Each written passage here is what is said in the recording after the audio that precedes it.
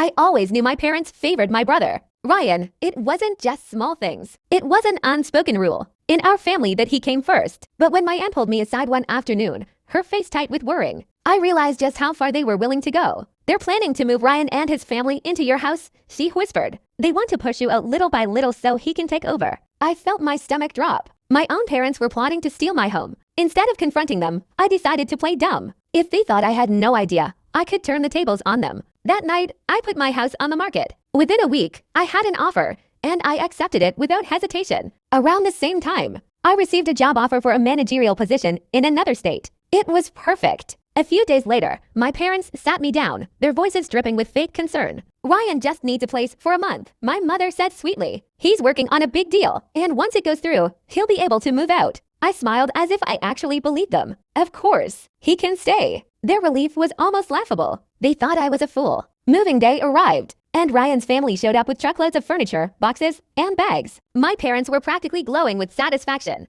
as they directed them where to put things. I watched, arms crossed, waiting for the moment of realization. And then it happened. A sleek black car pulled into the driveway. A well-dressed man stepped out, holding a clipboard. "Who's in charge here?" he asked. "I am," I said, stepping forward. "Great, we're finalizing the sale today. The new owners will be moving in next week." Silence. My mother's mouth fell open. My father turned bright red. Ryan's wife dropped the box she was carrying. "You sold the house?" My father stammered. "Yep," I said, pulling my car keys from my pocket. "And I start a new job in another state next week." My mother grabbed my arm. "How could you do this? Where is your family supposed to go?" I pulled away. "I don't know. Maybe Ryan can pull off that big deal you were all so confident about." They tried everything, guilt-tripping, yelling, even demanding I undo the sale. But I was done. As I drove away, I didn't look back. Some betrayals cut too deep, and this was one I'd never forgive.